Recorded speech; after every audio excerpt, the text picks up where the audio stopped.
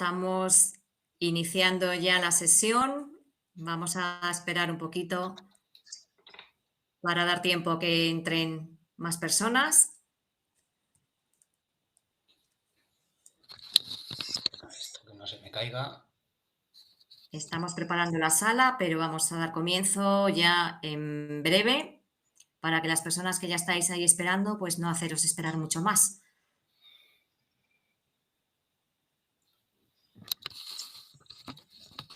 Supongo que nos oís, si nos veis correctamente.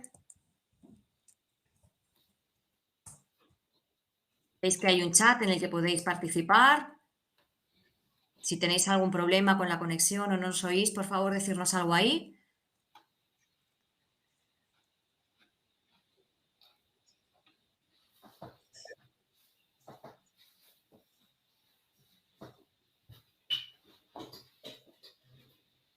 Buenas tardes, Elena.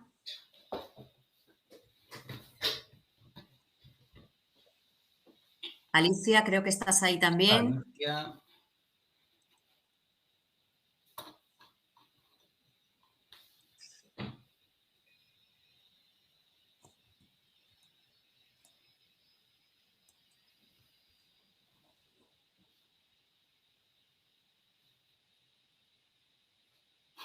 Buenas tardes. Damos unos minutillos por si acaso entra alguien más.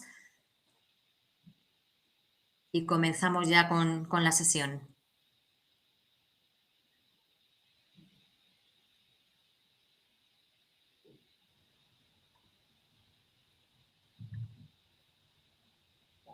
Alicia, buenas tardes. Buenas tardes, ¿qué tal? ¿Qué tal? Hola, Has Alicia. conseguido, te vemos perfectamente y Sí, te sí, oímos, sí. así que estupendo. Muy bien. Que Pues está nada, entrando la gente, me imagino. está Gorka con nosotros, que va a ser el ponente de esta sesión Muy bien, y es el encantada. profesor del tutor del curso virtual que tenemos. Muy bien. Un placer, Alicia. Igualmente. Entonces, si quieres, lo que hacemos, Alicia, es nada, hacer una presentación nosotras súper breve. Ujú, Yo presentaré un poco a Gorka, un súper breve currículum que tengo suyo ujú. y nada, una presentación institucional más bien de bienvenida que otra cosa y le damos la Sí, palabra a él sí, para que sí. ya hemos probado su presentación y está correcta, así que le dejamos. Y luego lo que sí que habrá es un turno de preguntas Ujú. a través del chat en el que podrán ir preguntando cualquier duda o profundizar en algún tema que quieran y dejaremos la última media hora para que puedan hacerlo. Entonces le pasaremos las preguntas a Gorka para que las responda. Muy bien. No sé si te Vale. quedarás todo el tiempo o... Sí, en principio creo que sí. O sea, me imagino que estás una hora o algo Hora y más. media, hora y Hora y media, media. las Sí, yo creo 7. que sí. Vale, perfecto. Muy bien. Pues nada, si queréis comenzamos ya para no hacer esperar a la gente que ha sido más puntual. Ujú. Supongo que irá entrando más personas, pero bueno, animamos a, si tenéis algún problema, que nos lo digáis, pero en principio vamos a respetar un poquito y a ser puntuales. Muy bien. Así que, si os parece, nosotros lo que haremos es hacer la presentación esta inicial y luego Ujú. ya nosotros nos quitamos, Alicia, si quitamos la Sí, cámara y el audio y allí así sí. ya se queda solo Gorka, él pone la presentación suya y ya nosotros nos quedamos detrás, estamos ahí, pero ya no tenemos ningún protagonismo. Venga, Perfecto. Muy estupendo. bien, pues buenas tardes a todos y a todas. Vamos a iniciar ya esta sesión, que como sabéis es una sesión complementaria al curso de formación online que estamos desarrollando con la Escuela Pública de Animación de la Comunidad de Madrid y la Fundación FAD Juventud. El curso se llama Alcohol y Menores, hacemos algo. Y bueno, estamos ya en un desarrollo bastante, ya más de la mitad del curso. Ya se han estudiado los 2 primeros módulos, se han hecho las actividades de los 2 primeros módulos y hoy comenzábamos justo con el tercer módulo. Así que os animamos, desde luego, a participar en los foros, a hacer los test y cualquier duda que tengáis, por supuesto, contar con el tutor. Es un curso que ya os digo que es de formación online y queríamos complementar un poco todos los contenidos que había con esta sesión, este webinar en el que el tutor, que es Gorka Moreno, lo tenéis aquí presente, pues pudiera profundizar en aquellos contenidos que le parecen más relevantes y sobre todo resolver cualquier duda o cualquier tema que penséis que merece la pena dedicar más tiempo, ¿no? Entonces, él va a hacer una presentación de 1 hora más o menos y luego vamos a dar la posibilidad de que todos podáis participar pasando las preguntas que queráis. Como veis, este sistema no os vemos ni os oímos, pero podéis escribir, os animo, os invito a hacer vuestras preguntas a través del chat. Veis que a la derecha hay un chat en la plataforma y ahí podéis escribir vuestras preguntas. Lo que haremos luego es, al final, después de transcurrida esta hora, presentar esas preguntas a través de la plataforma, se las leeremos a Gorka y él las irá contestando. Entonces, bueno, es una manera, os animo a participar porque si no, claro, perdemos la oportunidad de profundizar y de ampliar contenidos con él.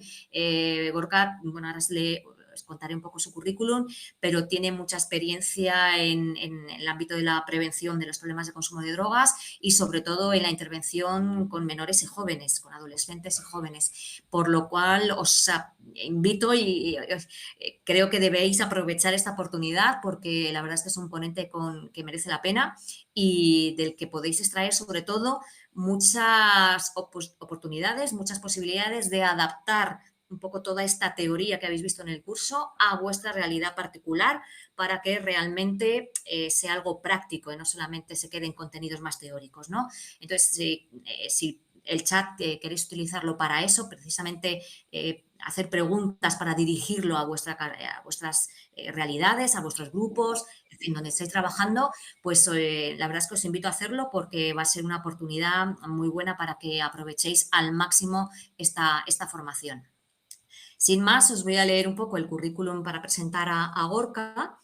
Él es psicólogo, es especialista en gestión clínica en salud mental y máster en programas de intervención psicológica en contextos educativos y actualmente trabaja como psicólogo en el sector de la promoción de la salud en las empresas. Es profesor invitado en la Universidad de Deusto y en la Universidad de Navarra, donde imparte clases de grado y posgrado. Durante los últimos 25 años ha sido psicólogo y director de diversos recursos relacionados con las drogodependencias, principalmente en el ámbito de la prevención y en la atención a adolescentes en dificultad social. Además, imparte formación para numerosas entidades públicas y privadas, principalmente en áreas relacionadas con los servicios sociales, los menores, las adicciones y la educación. Es autor de numerosas publicaciones y programas relacionados con la intervención con menores en riesgo y con la prevención de los consumos de drogas y la educación para la salud. Entonces, antes de dar entrada a Gorka, sí que quería invitar a Alicia, que bueno, ella se va a presentar por parte de la Escuela Pública de Animación de la Comunidad de Madrid para que también os dé la bienvenida y os dirija unas palabras. Bueno, buenas tardes a todos y gracias Celia y Gorka. Y nada, repetir un poco lo que ha dicho también Celia, que este curso y este momento, ¿no?, en la webinar es una oportunidad para que un poco, pues eso, podáis resolver o plantear dudas que tengan que ver con vuestra práctica. Que el curso tiene, como habéis visto, mucha teoría y está muy bien planteado, pero que siempre surgen cosas que se hacen más ricos desde vuestra experiencia. Y que también a Gorka le va a servir para un poco desarrollar más su ponencia, porque él sabe mucho, pero es muy importante que, pues eso, que guiéis o que digáis que es aquello que vosotros estáis viendo, o que seguro que tenéis un montón de problemas o de dudas de cómo atender esto, la prevención, ¿no?, con menores. Que nada, que aprovechéis la oportunidad y que encantador de que estéis aquí. Y estáis muy poquita gente por el momento, o sea que aprovechar el momento y gracias por estar. Y que también al final, por favor, hacernos una evaluación en la que os molestéis un poco en poner qué os gustaría más o completar o qué ha faltado, pues para recogerlo y mejorar. Muchas gracias a todos.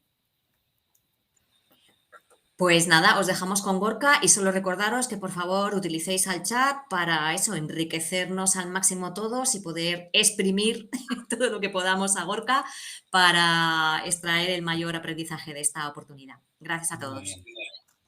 Pues nada, cojo el testigo, se me oye bien, ¿verdad? ¿Me lo podéis confirmar? Sí. ¿Se me oye bien, verdad? Sí. Vale, Sí, Se oye perfectamente. Pues nada, yo también agradecer a Celia y Alicia la invitación, agradeceros a vosotros también porque Bueno, habéis estado escribiendo mucho también en los foros y, bueno, pues he tenido la oportunidad de ver también vuestros puntos de vista. Bueno, voy a ver si consigo no meteros demasiado rollo en este tiempo e intentar clarificar, más que liaros todavía más la manta, ¿no? Que ya sé que bastantes cosas tenéis, porque, bueno, por lo que habéis ido contando, sois personas además que tenéis bastante experiencia en el trabajo con chicos y chicas adolescentes, ¿no? Entonces, bueno, pues casi que voy a ir al grano, de tal forma que también os quede un poquito de tiempo al final para comentar lo que queráis, como decía Celia, a través del chat, ¿no? Vamos a ver si consigo hacerlo además de una forma... sí, vale, parece que esto va a funcionar bien, ¿no? Voy a intentar describiros un poco el panorama, ¿no? De por dónde van los tiros hoy en día en el ámbito de la prevención de alcohol.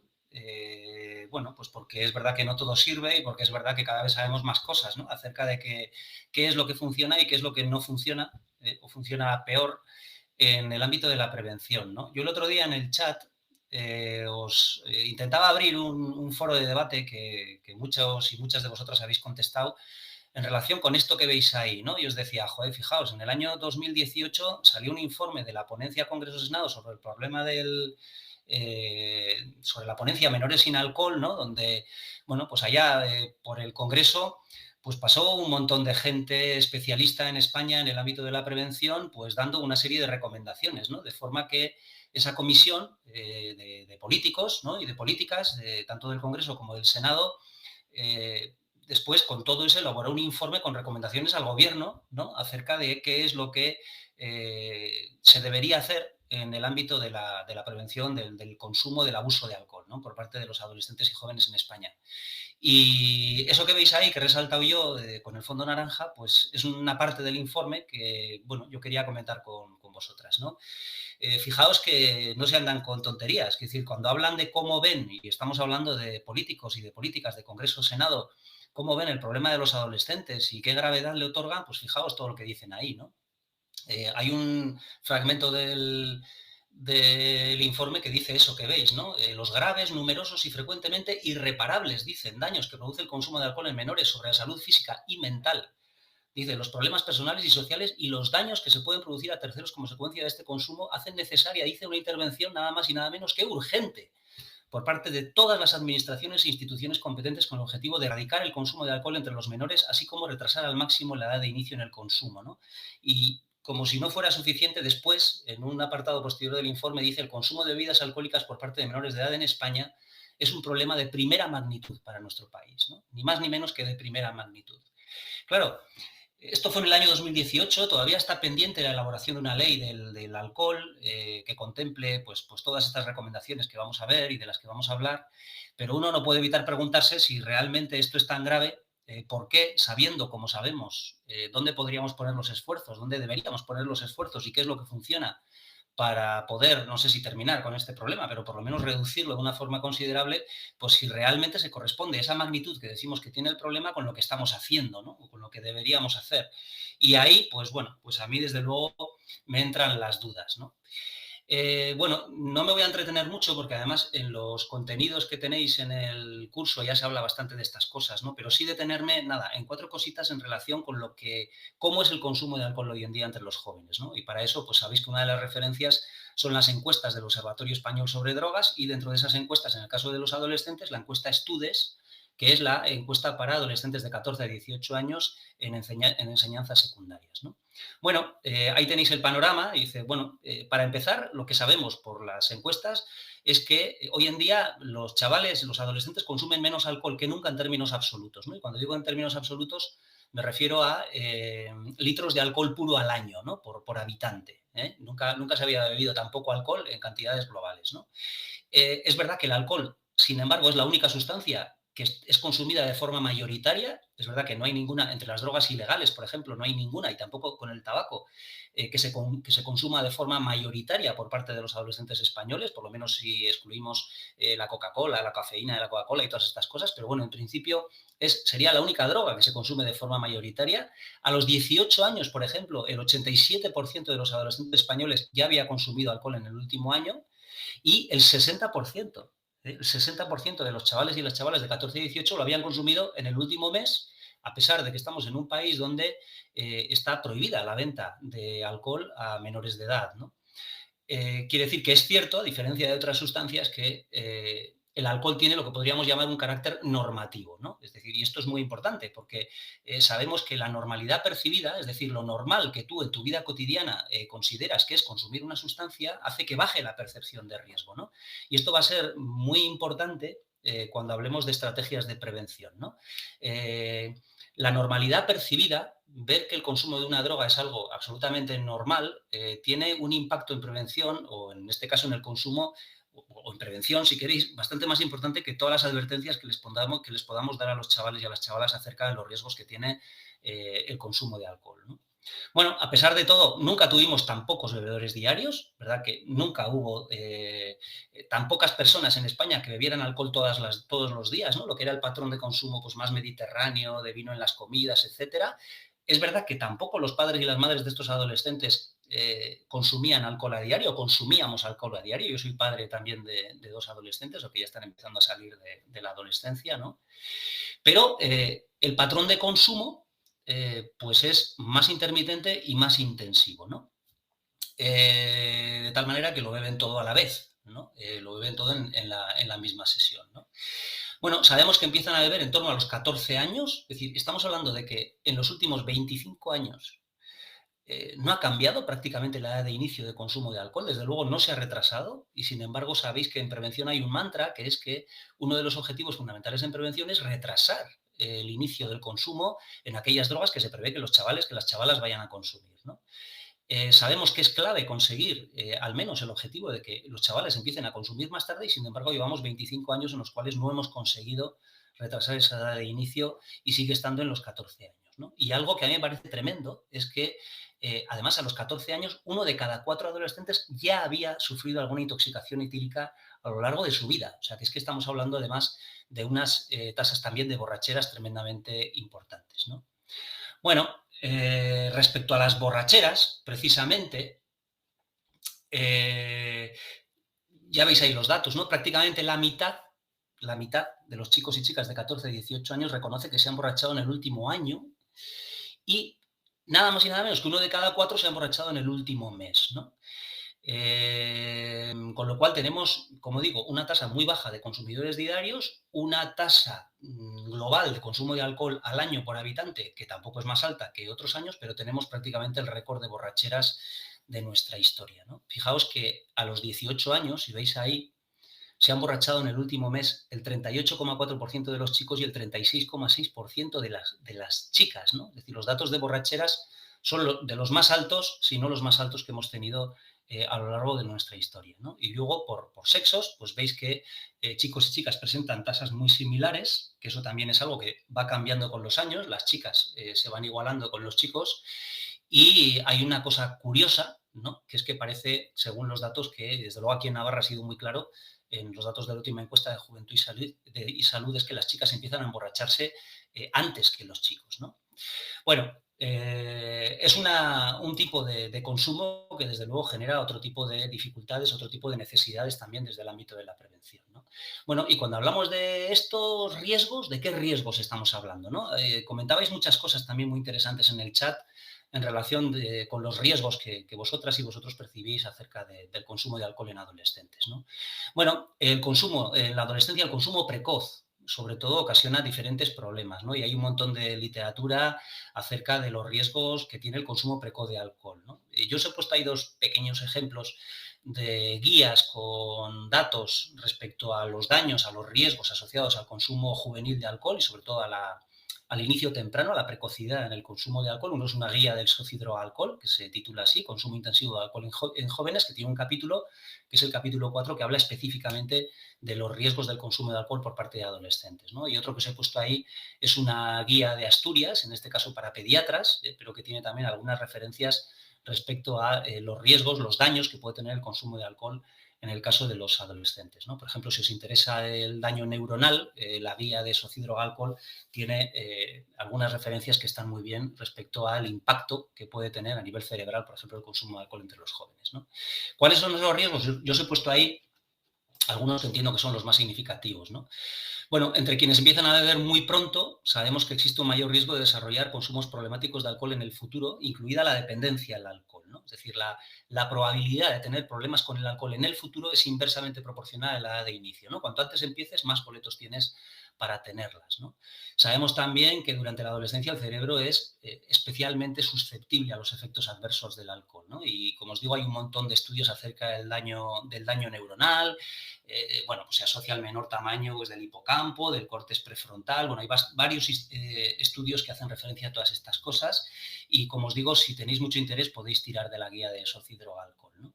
Sabemos también que el consumo precoz de alcohol se asocia no solo a problemas con el alcohol en el futuro, sino que también aquellos que empiezan muy pronto a beber alcohol y a emborracharse tienen una mayor probabilidad de consumir otras drogas, drogas ilegales en el futuro, y también tienen mayor probabilidad de implicarse en conductas delictivas, ¿no? Sabemos también que con el consumo precoz aumenta el riesgo de accidentes de tráfico, el riesgo de verse inmerso en peleas y en agresiones. Sabemos que aumenta también el riesgo de comportamientos sexuales de riesgo, incluido el sexo no deseado, el sexo no planificado o el sexo sin protección. Y sabemos también que aquellos que empiezan a beber muy pronto, aquellos adolescentes que beben en grandes cantidades de alcohol presentan un mayor absentismo, pellas, si queréis, y bajo rendimiento también escolar y también incluso una mayor conflictividad en la escuela, ¿no? Y a todo esto pues hay que añadir todos los riesgos sanitarios que tiene los episodios de intoxicaciones etílicas, ¿no? En España no tenemos un dato global claro respecto de cuántas intoxicaciones estamos hablando, pero sí que, por ejemplo, solo en la ciudad de Madrid el SAMUR habla de unas 1000 intervenciones cada año solamente con adolescentes, con menores de edad, por problemas de intoxicaciones etílicas, ¿no?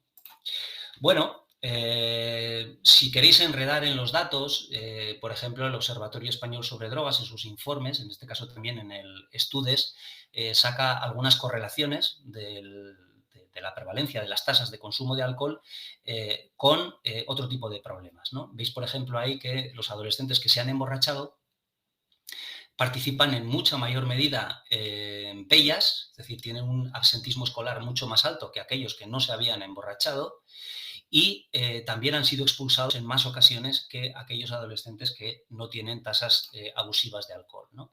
Y lo mismo pasa con otro tipo de problemas, como veis ahí, que es que aquellos que se emborrachan más se ven también implicados en mayor medida en otras situaciones de riesgo, como veis ahí, como por ejemplo peleas, como tener relaciones sexuales sin preservativo, como no acordarse de lo sucedido o como implicarse, por ejemplo, en relaciones sexuales de las que luego se arrepienten, ¿no? ¿Vale? Bueno, y luego no podemos olvidar otra cosa, que es que estamos hablando de una sustancia que es la que genera mayor demanda de asistencia de tratamiento por consumo de drogas en España y además, como veis ahí, con bastante diferencia, ¿no? Es la sustancia principal por la que se demanda tratamiento por drogas en un tercio prácticamente de los hombres y casi la mitad de las mujeres, ¿no? Un tercio de los hombres acuden a centros de drogas, de drogodependencias por un problema con el alcohol y un 42%, algo más, de las mujeres acuden por problemas con el alcohol, ¿no? Esto como droga principal. Lo que pasa es que los que hemos trabajado en drogas sabemos muy bien también que, además, en aquellas personas que vienen a pedir tratamiento por otras drogas, por ejemplo, por cocaína o incluso por cannabis, solíamos encontrar también criterios clínicos de abuso o de dependencia al alcohol, ¿no? Yo no vengo por el consumo de alcohol, pero aunque vengo por el consumo de cocaína, reúno también los criterios clínicos de abuso o de dependencia al alcohol. Bueno, espero que a estas alturas sigáis ahí. Yo continúo, ¿no? Y luego, si queréis, comentamos todas estas cosas, ¿no? Incluso si alguien quiere ir escribiéndolas también para comentarlas después, pues lo podemos ir haciendo. Bueno, la pregunta es, ¿vale? ¿Y qué podemos hacer, no? Eso que tenéis ahí, bueno, en teoría debería ser muy fácil, ¿no? Respecto a qué se debe hacer, ¿no? Pues toda esta información que os he contado ahora sobre los riesgos, que además es una información basada en la evidencia, ¿no? De beber alcohol por parte de adolescentes. Bueno, todos esos riesgos, vamos a darles esa información a los chavales, ¿no? Vamos a contarles todas estas cosas y de esa manera, como somos seres tan racionales, esto debería funcionar, ¿no? Bueno, sabemos que esto no es así, ¿no? A pesar de que es muy habitual pues oír decir que de lo que se trata es de convencerles, de informarles, de sensibilizarles y tal acerca de los riesgos de consumir alcohol, pues sabemos que esto muchas veces no funciona, ¿no?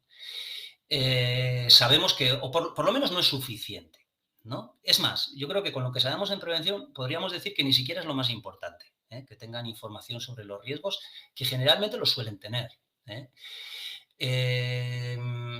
Bueno, si cogéis la guía, por ejemplo, del Observatorio Europeo de las Drogas, esta es no la última, sino la penúltima, la que se dio, esta tiene ya unos años, es del año 2011, pero me parecía muy significativo porque una de las cosas que dice en una de sus primeras páginas es eso que veis ahí, ¿no? Dice, la concepción social más común de la prevención de drogas, ¿no? O sea, lo que en general la gente pensamos acerca de qué es lo que es la prevención de drogas, dice, es que esta consiste en informar a los jóvenes acerca de los efectos y más comúnmente de los peligros de consumir drogas. Es decir, aquí de lo que se trata es de a los chavales advertirles de lo malo, de los riesgos, de los peligros que tiene, en este caso, beber alcohol, ¿no?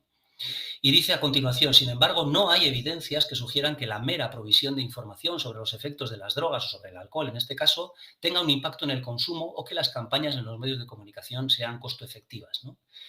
Bueno, a mí me parece una afirmación bastante contundente también para empezar, ¿no? En la guía de estándares de prevención, en este caso del Observatorio Europeo de las Drogas, ¿no? Bueno, la pregunta, por tanto, sería, bueno, ¿por qué esto no funciona, no? Si somos, como digo, seres tan racionales, ¿por qué nos cuesta tanto que nos hagan caso si les estamos dando una información fiable, significativa y basada en los riesgos que tiene consumir drogas, ¿no? Bueno, os pongo un ejemplo que veis ahí, ¿no? Sabemos que, según la encuesta también del Observatorio Europeo Español, en este caso de las drogas, una cuarta parte de los adolescentes de 17 años, por ejemplo, eso que veis ahí, el 25,6, y prácticamente una tercera parte de los de 18, ¿no? 30,6, si no veo mal, se ha montado en alguna ocasión con alguien que había bebido, ¿no? Se ha montado en el coche, en la moto, con alguien que había bebido, ¿no? Y eso a pesar de las advertencias, de que conocen los riesgos que tiene montarse en el coche con alguien que ha bebido o yo qué sé, o que se ha fumado un porro, por ejemplo, ¿no? Bueno, vamos a imaginarnos, por ejemplo, un chaval de 16, bueno, esta diapositiva era animada, pero como el sistema no me deja animarla, pues os lo voy contando como puedo, ¿no? Vamos a imaginarnos un chaval de 16, 17 años, por ejemplo, que se encuentra, yo que sé, un sábado por la noche en un parque o en las fiestas del pueblo, lo que sea, y está bebiendo con sus amigas, ¿no? Con sus amigos o con sus amigas. Se ha juntado con ellos un chico algo mayor, vamos a poner, que tiene carné, ¿eh? Y les propone darles una vuelta en el coche, ¿no? Y este chaval, nuestro protagonista, pues le ha visto a este chico bebiendo, ¿no? Incluso, yo qué sé, vamos a poner también fumándose un porro, pero ha estado bebiendo igual que él, ¿no? No quiere jugarse el tipo, no quiere subirse al coche, ¿no? Pero, por otro lado, los amigos le insisten para que vaya y entre ellos, además, pues está la persona que le gusta, ¿no? Vamos a ponerlo todavía un poco más complicado, ¿no? Bueno, el protagonista, digamos, de esta historia necesita muchos recursos, digamos, personales para salir airoso, ¿no? De una situación como esta, ¿no? No es una situación fácil, ¿no? Y sabemos además que muchos de esos recursos van a tener que ver con la calidad de los escenarios de socialización de este chaval, ¿no? De cómo es la calidad de sus relaciones familiares, de su situación en la escuela, de su barrio, de todas estas cosas, ¿no?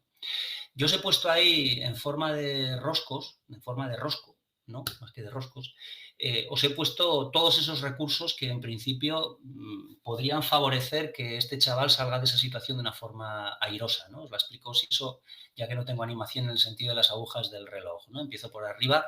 Bueno, para empezar, este chaval necesitaría tener mucha confianza en sí mismo, ¿no? Para tomar una decisión tan impopular, ¿no? Como todos los demás, bueno, pues parece que se van a subir al carro, en este caso en sentido literal también, lo de subirse al carro, hace falta también mucha confianza en uno mismo para decir, no, no, yo lo siento, pero vosotros hagáis lo que hagáis, yo voy a tomar mis decisiones, ¿no? Y mi decisión es que yo no me quiero jugar el tipo y subirme al coche, ¿no? No todos los chavales tienen esa seguridad en sí mismos y en sus decisiones, ¿no? Para dar ese paso, ¿no? Bueno, estaría bien además que tuviera habilidades sociales, asertividad, si queréis, ¿no? Para defender su postura y además a poder ser incluso no quedar mal, ¿no? Y quedar como un, suelen decir los chavales aquí en Pamplona cortapedos, no sé cómo se dice por ahí, ¿no? Ser un aguafiestas, ¿no? Bueno, incluso, ¿por qué no? Para quedar hasta bien delante de sus amigos tomando sus propias decisiones, ¿no? Y para eso hace falta también habilidades para comunicarse, ¿no? También necesitará tener capacidad para pararse a pensar, para no dejarse llevar por los impulsos e identificar una situación de riesgo y tomar la decisión oportuna, ¿no? Es la capacidad de tomar decisiones a partir de lo que me conviene, ¿no? Y no solo a partir de lo que me apetece, ¿no? Y eso también no está a la altura o no está, no todos los adolescentes son capaces de hacer eso, ¿no? Lógicamente, todos estos factores que estamos viendo van a tener una relación entre sí, ¿no? Uno es más seguro en la medida también en que su familia ha tenido un mejor clima familiar y ha favorecido también la seguridad en sí mismo y la confianza en sí mismo, etcétera, ¿no? Pero bueno, en este caso, esas habilidades y esa capacidad para tomar sus propias decisiones y para comunicarlas hábilmente, ¿no? Pues es tremendamente importante en casos así, ¿no? Pero es que además también será menos probable que este chaval se encuentre en una situación de riesgo como esta, por ejemplo, si comprar alcohol o conseguir alcohol o consumirlo, por ejemplo, en un parque, no les resultará fácil, ¿no? Todo lo que tiene que ver con barreras, para, ya no digo prohibición necesariamente, pero sí barreras para comprar alcohol, por ejemplo, para beberlo, que veremos después, estrategias de este tipo, estrategias ambientales, son también tremendamente importantes en el ámbito de la prevención. En la medida en que el alcohol es tremendamente accesible para un adolescente, es más probable que tengamos situaciones de riesgo como esta en más ocasiones, ¿no?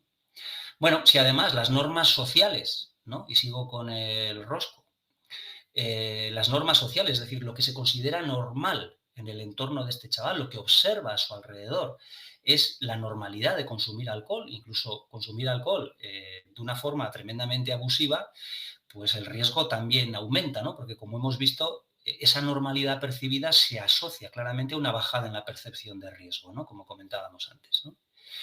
Bueno, está el tema de los amigos. Los amigos le influyen, es verdad que los amigos también influyen, ¿no? Cuántas veces se dice aquello, no, es que son los amigos y tal. Lo que pasa es que también sabemos que la capacidad de influencia que tiene el grupo de amigos en las decisiones de los chavales, sobre todo en decisiones que tienen que ver con conductas de riesgo, depende en buena medida de lo gratificantes que sean las relaciones que estos chavales tienen en otros ámbitos de su vida, sobre todo en la familia y en la escuela, ¿no? O sea, cuando esos escenarios, la familia, la escuela, son fuente de satisfacción, de refuerzo, de reconocimiento, de bienestar, nutren a los chavales también de importantes refuerzos, de sentido de pertenencia, por mucho que también existan problemas en esos contextos, pues la vulnerabilidad frente a los grupos de riesgo disminuye, ¿no? Cuando lo que obtienen esos contextos en la familia, en la escuela, etcétera, cuando hay problemas, por ejemplo, y los problemas se enquistan, ¿no? Pues lo que obtienen es indiferencia, o es castigo, o es desapego, o es conflictividad, falta de reconocimiento, pues la capacidad de influencia de los grupos de amigos que se implican en comportamientos de riesgo, pues es mucho mayor, ¿no? Bueno, sabemos también que, por ejemplo, en el caso de la familia, los modelos de conducta o las competencias educativas de los progenitores, la capacidad que tengan para transmitir a la vez afecto incondicional, cariño, pero a la vez también límites razonables a su comportamiento, pues influyen también poderosamente en estas cosas, ¿no? Para bien o para mal, sabemos que el clima familiar es uno de los factores de riesgo o de protección más importantes frente al consumo abusivo de drogas, ¿no? y de alcohol. Sabemos que un mal clima familiar anticipa claramente problemas con el alcohol y otras drogas, ¿no? Y sin embargo, un clima favorable, cuando los chavales sienten el contexto familiar como un contexto confortable emocionalmente, por más que tengan problemas y por más que haya conflictos, que eso a veces son inevitables y más aún en la adolescencia, cuando ese clima emocional es confortable, sabemos que es un factor de protección de primer orden frente al consumo de drogas, ¿no? Y a tener problemas con las drogas. Bueno, sigo con el rosco, voy acabando. Bueno, sería también importante, lo tenéis ahí, que este chaval tuviera una información adecuada, ¿eh? No quiero decir que no, y por eso también está ahí, ¿no? Una información adecuada, hablaremos después de qué es eso de información adecuada, ¿no? Pero es importante, lógicamente, que los chavales sepan que beber antes de coger el coche o la moto, pues aumenta drásticamente la probabilidad de sufrir un accidente grave, y también de esto, lógicamente, tendremos que hablar, ¿no? Y luego, por último, pues algo tremendamente importante, que es que, como todos los comportamientos de riesgo, como todos, pues beber también se asocia a reforzadores muy importantes a corto plazo, ¿no? Y ahí está un poco el asunto, ¿no? Como todas las drogas, el alcohol suele satisfacer a muy corto plazo, ¿no? Determinadas necesidades, ¿no? Y estas influyen poderosamente en la conducta de beber, ¿no? Beber alcohol, pues como fumarse un porro, puede servirles para divertirse, para vencer su timidez, para desfasar un rato y olvidarse de los problemas, que esto va a ser muy importante, por ejemplo, para aquellos chavales que tienen problemas en casa o en el instituto. Beber alcohol te puede servir también para integrarte en un grupo, ¿no? Y sin embargo, los malos rollos de beber, ¿no? Como los de consumir otras drogas, son siempre menos probables y se dan siempre después de la gratificación, ¿no? Y en algunos casos, además, se dan después de muchas repeticiones, ¿no? Bueno, esa es una de las grandes trampas de las conductas de riesgo, ¿no? Resultados inmediatos de una alta probabilidad de aparición, o sea, resultados positivos inmediatos y una alta probabilidad de ocurrencia, resultados negativos que a veces son solo probables, a veces solo se dan con muchas repeticiones, por ejemplo, los problemas por fumar, ¿no? Y además a veces no se dan, porque siempre hay gente que, por lo que sea, ha consumido drogas y no ha tenido problemas por eso, ¿no? Y a eso además hay que añadir otra cosa, ¿no? En el caso del alcohol, en concreto, hay estudios que lo que vienen a explicar es que en la juventud y en la adolescencia los efectos del consumo de alcohol bueno, provocan más síntomas de excitación y menos síntomas de sedación en los casos de borracheras, ¿no? En los casos de embriaguez. Y en esos síntomas mayores de excitación y menores de sedación se dan más en la infancia y en la adolescencia, o sea, perdón, en la adolescencia y en la juventud que en personas adultas, ¿no? Y esto haría también que los adolescentes tuvieran una mejor experiencia, digamos, con el alcohol y se limitara de esa manera también su percepción de riesgo, ¿no? Aunque esto, bueno, está hasta cierto punto en entredicho, ¿no? Bueno, lo que vemos es que para hacer prevención vamos a tener que intervenir en diferentes frentes, ¿no? Bueno, esto lo habréis visto mil veces, ¿no? Sabéis que en prevención sabemos mucho ya. La prevención tuvo un auge y un empuje desde el punto de vista de la investigación espectacular, sobre todo a partir de mediados de los años 90, pues porque se empieza a hacer un esfuerzo importante en el ámbito de las drogas en la prevención, ¿no? Un ámbito que hasta entonces había sido había estado más orientado al esfuerzo por trabajar desde la perspectiva del tratamiento con aquellas personas que tenían un problema de adicción, ¿no? Después de que veníamos de los años 80 de la heroína, incluso a primeros de los 90 todavía era un problema de primera magnitud, ¿no? En este caso sin ninguna duda en España, ¿no? Bueno, conocemos los factores de riesgo y los factores de protección, conocemos cómo se relacionan esos factores de riesgo y esos factores de protección, ¿no? Conocer los factores de riesgo, los factores de protección es como tener una montonera de piezas de un puzzle, ¿no? Pero luego eso lo tenemos que ordenar adecuadamente para que tenga un sentido, ¿no? Cómo interaccionan esos factores de riesgo y de protección entre sí, cuáles son de primer nivel, de segundo nivel, etcétera, ¿no? Bueno, pues tenemos modelos teóricos también que de alguna manera explican muy bien, en este caso, el consumo abusivo juvenil de alcohol y, sobre todo, sabemos mucho de qué funciona y qué no funciona en el ámbito de la prevención, ¿no? Bueno, respecto a los factores de riesgo y los factores de protección, bueno, esto es muy importante en prevención, ¿no? Porque nos permite identificar a aquellos niños y adolescentes que tienen más boletos para terminar abusando del alcohol, ¿no? O de otras drogas, ¿no? Incluso podemos identificarlos antes de que nazcan, ¿no? Los podemos ver venir, ¿no? Como veis ahí, los podemos ver venir. Y esto nos permite intervenir muy pronto e intervenir además reforzando la prevención con aquellos que más lo necesitan, ¿no? Bueno, esos factores que veis ahí se asocian claramente con la precocidad en el consumo de alcohol y con un mayor riesgo de consumo de alcohol, ¿no? Ahí tenéis una relación de los principales factores de riesgo, ¿no? Pues niños y niñas con problemas tempranos de conducta, ¿no? Imaginaos qué importante sería, por ejemplo, estos niños que tienen en las escuelas problemas tempranos de conducta y que se puede intervenir muy pronto con ellos con buenos programas de integración en el aula, por ejemplo, ¿no? Programas, además, que vayan más allá simplemente de ponerles una etiqueta a los chavales y darles una pastilla, ¿no? Para que se tranquilicen, ¿no? Es decir, buenos programas de integración desde el principio con estos niños y con estas niñas, ¿no? O niños y niñas que se exponen a modelos inadecuados, por ejemplo, de conducta, ¿no? De sus padres y madres, consumidores, o yo qué sé, o que manejan valores antisociales, o lo que sea, ¿no? Que no se preocupan por ellos, o padres y madres, progenitores que tienen pautas educativas muy erráticas, ¿no? Pues, por ejemplo, desde el abandono hasta estilos educativos pues o demasiado autoritarios o demasiado laxos, ¿no? Absolutamente sin ningún límite para los niños, ¿no? Que también eso se asocia con el consumo de drogas. O niños con fracaso y abandono escolar o con desapego a la escuela, ¿no? Antes habéis visto que la precocidad en el consumo, en las tasas de borrachera se asocian al fracaso y al abandono escolar, a las pellas, ¿no? Que veíamos, al absentismo, ¿no? Como digo, desapego a la escuela no es solo fracaso académico, sino también, bueno, pues que la escuela sea fuente de problemas de integración, de comportamiento y tal, y que se resuelven desde un enfoque coercitivo, ¿no? No, como digo, con un buen programa de integración o de atención a niños y adolescentes con necesidades especiales, en este caso por su mala conducta, ¿no? Bueno, quiero decir que todas estas características nos pueden anticipar lo que va a ocurrir si no hacemos nada, ¿no? Y nos permiten identificar aquellos grupos o aquellos individuos de riesgo sobre los que podemos intervenir tempranamente, ¿no?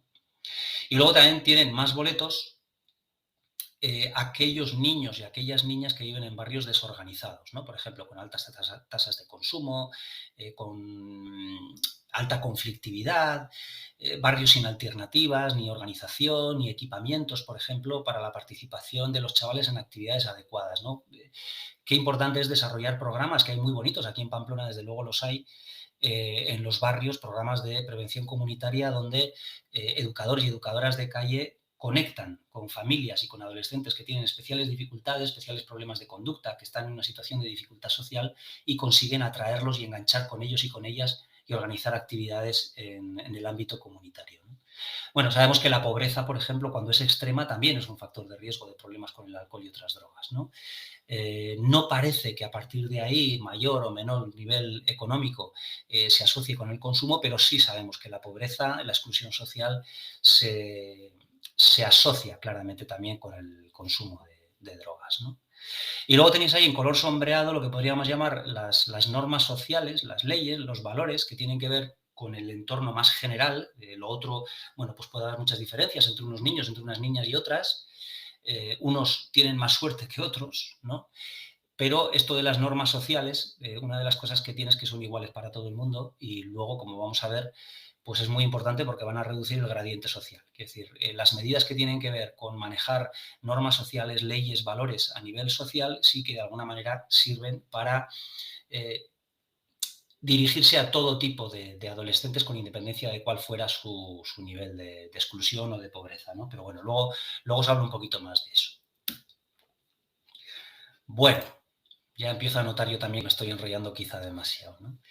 Bueno, conocemos los factores de riesgo, como hemos visto, pero también sabemos que existen antídotos, ¿no? Existen, no sé cómo llamarle, como son como los airbags de un coche, ¿no? Existen, o vacunas, si queréis, ¿no? Que pueden neutralizar la influencia de esos factores de riesgo, ¿no? Sabemos que hay niños y niñas, hay adolescentes que reúnen muchos factores de riesgo, pero sin embargo no desarrollan conductas problema y no solo eso, sino que en algunos casos tienen un desarrollo muy positivo y muy saludable, ¿no?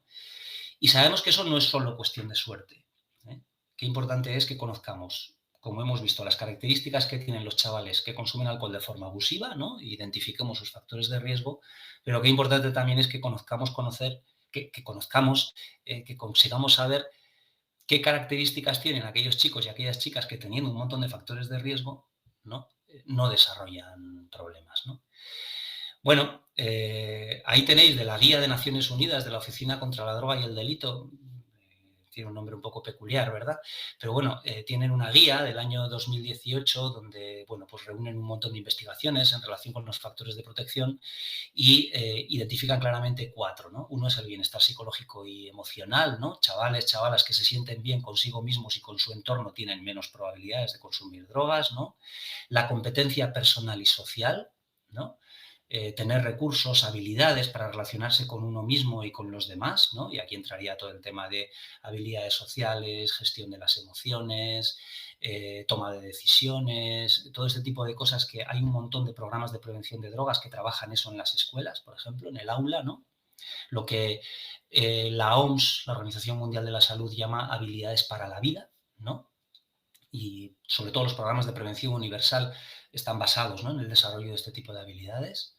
Otra es tener recursos económicos, en este caso suficientes, ¿no? Ya os he comentado que la pobreza, por ejemplo, es un factor de riesgo de problemas con las drogas, pero solo la pobreza, ¿no? Y luego algo tremendamente importante que sí que me gustaría subrayar y que tiene mucho que ver con los modelos de desarrollo social, ¿no? Y es que un fuerte vínculo de los chavales con adultos positivos de referencia, ya sea en la familia. O sea, lo que Catalano y Hawkins, el modelo de desarrollo social, hablan de las 3 instituciones convencionales, que o bien en la familia, o bien en la escuela, o bien en el barrio, los chavales consigan tener relaciones estables, satisfactorias, significativas con adultos positivos de referencia, ¿no? Aquellos que tienen problemas en la familia, que encuentren adultos positivos de referencia, que favorezcan su integración, por ejemplo, en la escuela. Y si tienen problemas también y tienen mucha distancia de la familia y de la escuela porque solo reciben respuestas coercitivas, es fuente de conflictos, etcétera, que lo tengan en su barrio, ¿no? Como os decía antes, os hablaba antes de estos programas, por ejemplo, de prevención comunitaria, ¿no? De educadores, de educadoras de calle que trabajan con ellos en los barrios y conectan con ellos y especialmente con aquellos que tienen todas estas dificultades, ¿no? Un fuerte vínculo con adultos positivos de referencia, preferentemente en la familia, ¿eh? Pero cuando no es posible, o bien en la escuela, o bien en el barrio en el que viven, ¿no? Con escuelas, con barrios bien organizados y que dispongan de recursos para atender a estos chicos y a estas chicas que tienen más dificultades, pues puede ser una tremenda tabla de salvación, ¿no? Bueno, los riesgos están ahí, ¿no? Los chavales, las chavalas se enfrentan a muchos acontecimientos críticos en su vida, ¿no? Ahí tenéis, ¿no? Retos de la vida, ¿no? Y además algunos de ellos y algunas de ellas tienen más nubarrones que los demás, ¿no? Pues porque tienen una muy mala situación en casa, tienen problemas familiares, o porque están en una situación de marginalidad, o por lo que sea, ¿no? Porque tienen dificultades personales, ¿no? Algunos son desafíos de la vida que son iguales para todos, ¿no? Pues como, yo qué sé, los retos cotidianos como la escuela, la llegada de la pubertad, el inicio de la adolescencia o lo que fuera, ¿no? Pero es verdad, como digo, que algunos tienen más nubarrones que los sitúan en desventaja, ¿no? Como esos problemas familiares o tener modelos de conducta inadecuados o lo que fuera, ¿no? Sin duda, la llegada de la adolescencia o de la preadolescencia y la convivencia con el alcohol es un acontecimiento que puede entrañar riesgos, ¿no? Pero es verdad que no todos los chavales lo afrontan protegidos de la misma manera, ¿no? Yo siempre digo que la exposición a drogas y también la convivencia con el alcohol es como un camino empedrado, peligroso, con muchas curvas, que puede ser apasionante también, pero no todos los chavales circulan por él igual de protegidos, ¿no? Unos van con coches destartalados y otros conducen coches con airbags y con frenadas de emergencia, ¿no? Bueno, pues sabemos que uno de los factores de protección más importantes es, como digo, mantener un vínculo emocional, ¿no? Un sentido de pertenencia y de aceptación, o un apego positivo con alguna de esas tres principales fuentes de socialización que os decía antes, ¿no? Por este orden, la familia, y si no, la escuela, y si no, el barrio, ¿no?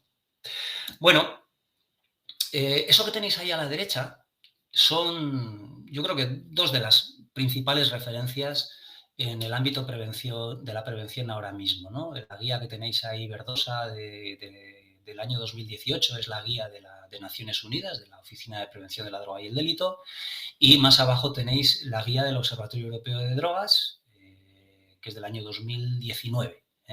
Son dos guías que lo que hacen es aportar estándares de calidad para los programas de prevención y que están basados en la investigación y en la evidencia, ¿no? Bueno, ahí tenéis las diferentes estrategias que han demostrado tener efectividad, en este caso por niveles de edad, ¿no? En la infancia y en la primera infancia pues funcionan muy bien intervenciones con mujeres embarazadas consumidoras, por ejemplo. Lo que es trabajar con padres y con madres que van a tener niños y están en una situación de dificultad social, esos padres y esas madres, por ejemplo, ¿no? Programas de apoyo en la crianza o de orientaciones y de educación para la crianza con estos padres y con estas madres, incluso una vez que nacen, que puedan recibir visitas en los primeros años, pues como forma también de ayudar también a estas madres y cuando hay padres también a estos padres en el cuidado de los niños, ¿no? Y luego la educación en la primera infancia, ¿no? Muchas veces también en la primera infancia y en la infancia media, ¿no? El entrenamiento o el aprendizaje de habilidades para la vida, ¿no? Lo que os decía antes. Y de hecho, la mayoría de los programas de prevención de alcohol y otras drogas dirigidas a la infancia media son programas de desarrollo de estas habilidades para la vida, en muchos casos llevados a las aulas, pues en 18 o 20 sesiones, muchas veces cerradas, ¿no? De programas que lo que tratan es con, yo que sé, entre 15 y 20 sesiones, la mayoría, pues ayudar a los niños a desarrollar este tipo de habilidades, ¿no? Habilidades sociales, habilidades de comunicación, de toma de decisiones, etcétera, ¿no? Bueno, y políticas para mantener a los niños en la escuela, ¿no? Qué importante es, y para trabajar también con aquellos niños y niñas que ya desde temprano tienen problemas en el aula con buenos programas de integración en el aula, ¿no? Y en la adolescencia, pues importante también seguir trabajando todas esas habilidades personales y sociales, ¿no? Tenemos programas de ese tipo de habilidades para la vida, tanto para primaria como para secundaria, incluso para edad infantil, ¿no? Se me ocurre ahora, por ejemplo, el programa En la Huerta con mis amigos, ¿no? donde se enseña a los niños técnicas de resolución de conflictos, habilidades sociales, etcétera, desde el punto de vista simbólico, con unos cuentos donde la zanahoria se enfada con el puerro y el puerro se enfada con el nabo, y entonces tienen una discusión y entonces los niños, bueno, pues empiezan a gestionar sus propios conflictos también, bueno, pues con todas estas habilidades, ¿no?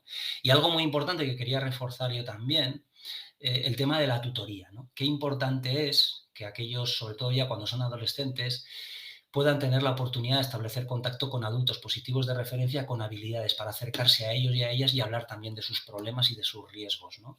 No solo de sus riesgos, sino también de cuáles son las ilusiones en su vida, ¿no? Y de poder acompañarlos, ¿no? La tutoría se ha demostrado que es, por parte pues, formal o informal, porque puede ser, yo qué sé, hecha desde las actividades de calle, por ejemplo, de una educadora, de un educador de calle que organiza actividades con estos chavales, ¿no? ¿Cómo puedo yo hablar con ellos y con ellas acerca de los riesgos, de las cosas que a mí me preocupan y que me gustaría que ellos también se plantearan, para que valoraran al menos la posibilidad de cambiar, de reducir sus consumos, de hacer otra cosa que no sea simplemente estar bebiendo o fumando porros, ¿no? Bueno, y luego tenéis ahí las de la adolescencia y la edad adulta, pero que en buena medida tienen que ver también con estas cosas que os digo.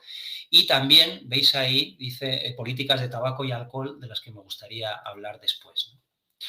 Bueno, esto también me imagino que lo habréis oído muchas veces, ¿no? Los tipos de programas de prevención, hace ya muchos años, ¿no?, que se optó por esta forma de clasificar las acciones de prevención. Ahí tenéis, por ejemplo, en la guía, en la anterior, ¿no?, en el año 2011. Bueno, sería a partir de la especificidad del colectivo al que se dirigen, ¿no? Bueno, es verdad que a veces hay una cierta confusión con estas cosas, ¿no? O sea, los programas universales serían aquellos dirigidos a población general, ¿no?, ya sea de niños o de adolescentes, pero no estamos seleccionando ningún grupo específico por el riesgo que tiene, ¿vale? Podemos decir, mira, un programa de prevención de alcohol para adolescentes de primer ciclo de la ESO en España, ¿no? Pero no estamos dirigiéndonos a un grupo particular de adolescentes o de jóvenes o de estudiantes de primer ciclo de la ESO con un riesgo especial. Nos estamos dirigiendo a todas y a todos, ¿no? Y aquí pues entrarían pues desde las campañas de prevención en medios de comunicación o, por ejemplo, esos programas manualizados de prevención que se utilizan sobre todo en las escuelas, ¿no? Bueno, sabemos que estos programas tienen un efecto más bajo, ¿no?